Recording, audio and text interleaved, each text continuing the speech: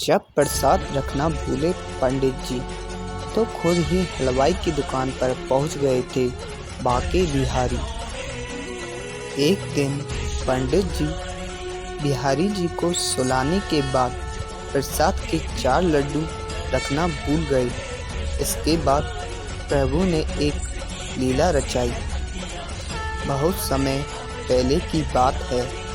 वृंदावन के श्री बाके बिहारी जी के मंदिर में रोज पुजारी जी बड़े भाव से सेवा करते थे।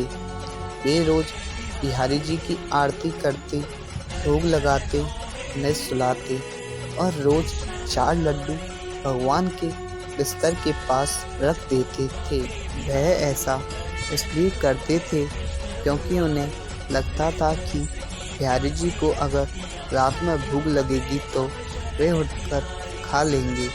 सुबह सुबह जब भी वे मंदिर के पट खोलते थे तो भगवान के बिस्तर पर प्रसाद बिखरा मिलता था।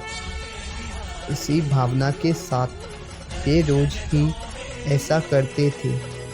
एक दिन बिहारी जी को सुलाने के बाद वे 4 लड्डू रखना भूल गए। उन्होंने पट बंद किए चले गए।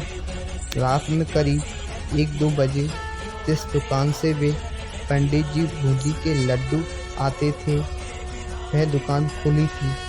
दुकानदार घर जाने ही वाला था, तभी एक छोटा सा बच्चा आया और बोला, बाबा मुझे बूंदी के लड्डू चाहिए। दुकानदार ने कहा, लाला लड्डू तो सारे खत्म हो गए, अब तो मैं दुकान बंद करने जा रहा हूँ। वह बोला, आप अंदर जाकर देखो, आपके पास 4 लड्डू रखे हैं। उसकी जिद पर दुकानदार ने अंदर जाकर देखा तो उन्हें 4 लड्डू मिल गए क्योंकि वे आज मंदिर नहीं गए थे। दुकानदार ने कहा, पैसे दो।